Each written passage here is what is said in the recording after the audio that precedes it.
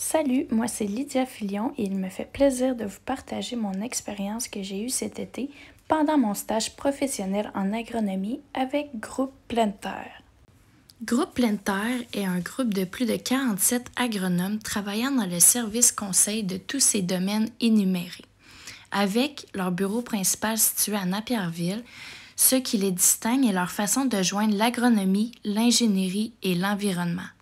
Mes 2-3 premières semaines de stage, mes journées de stage ressemblaient à ceci. Je faisais des échantillons de sol. Ensuite est venu le dépistage. Pour la culture de la fraise, les principaux insectes ravageurs vus cet été sont les nymphes de punaise de terne, l'anthonomme et le tarsenème du fraisier.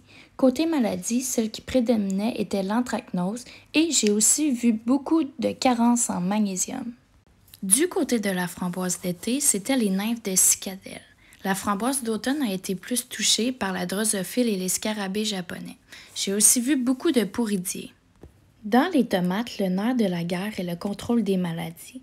Autre, j'ai vu des carences en calcium et, étonnamment, beaucoup d'aleurodes, un insecte plus souvent vu en serre qu'en champ. Pour le maïs sucré, j'ai observé des carences en magnésium et phosphore.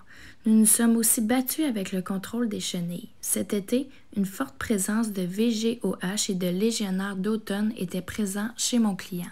Beaucoup de maladies peuvent être observées sur les feuilles des cucurbitacées. Celle qui prédomine l'attention des producteurs est le mildiou, reconnu par sa sporulation noire à l'envers des feuilles. Côté insectes, j'ai observé beaucoup de pucerons et tétraniques.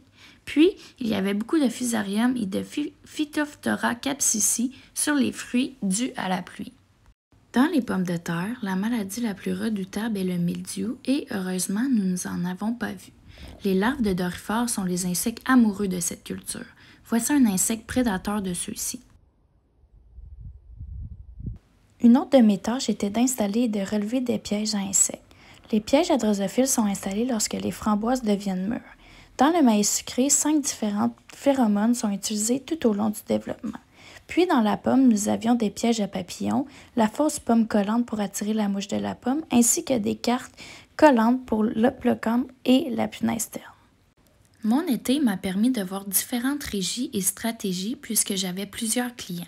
Comme projet, j'ai décidé de me pencher sur l'utilisation des engrais verts, soit intercalaires ou à la dérobée, dans les fermes maraîchères du Québec. Pour conclure, j'aimerais dire un gros merci à Groupe Pleine Terre pour l'été formidable que j'ai passé et peut-être à l'année prochaine.